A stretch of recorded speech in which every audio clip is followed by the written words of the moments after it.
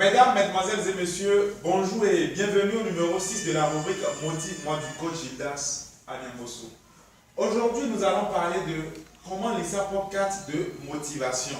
Et pour y arriver, nous allons chercher à comprendre pourquoi est-ce que, malgré que beaucoup lisent des livres de développement personnel, ou bien suivre du moins des vidéos de motivation, n'arrivent pas à présenter des traits caractéristiques de changement dans leur vie.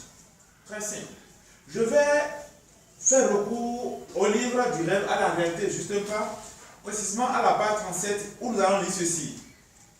Chaque être humain est unique en son genre. Les motivations diffèrent d'un individu à un autre. L'un peut aimer prendre des risques, mais par contre l'autre, non. La motivation est en fait ce qui vous pousse à faire quelque chose. Chacun vit des situations différentes. Et même s'il arrivait que nous vivons les mêmes situations avec d'autres personnes, sachez que les manifestations, les impacts, les conséquences ne seront pas les mêmes. Alors, pourquoi prendre la même décision que l'autre? Lorsque je vis une situation et qu'une autre personne vit une autre situation, je ne chercherai pas à voir comment il est en train de résoudre et l'appliquer exactement, mais je chercherai à tirer leçon des actions qu'il pose et qui l'amènent à résoudre ce problème-là. Une fois que je trouve la leçon, je l'adapte à ma situation et non fais exactement comme lui. Je suis un jeune, je n'ai pas un emploi, mais l'autre est dans la fonction publique, il gagne sa vie avec. Ça ne voudra pas dire que moi-même, pour gagner ma vie, je dois forcément aller à la fonction publique. Non, je peux entreprendre.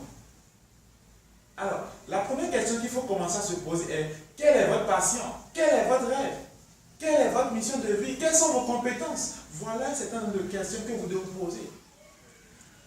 Histoire donc de déterminer ce qui peut vous amener à être plus motivé dans la vie. Écoutez, on ne fait pas ce que les autres font parce qu'il faut le faire, mais on cherche à s'inspirer des autres pour aller de l'avant.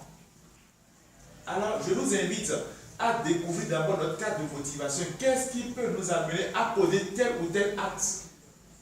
Et non chercher à voir simplement comment l'autre a fait pour faire exactement cela. Ayant la certitude que nous avons compris comment laisser par cadre de motivation, je vous dis merci beaucoup pour l'attention. Bonne journée et à lundi prochain. Avant de couper la vidéo, nous allons vous inviter à visiter notre page Facebook, Coach Gildas Anyangoso.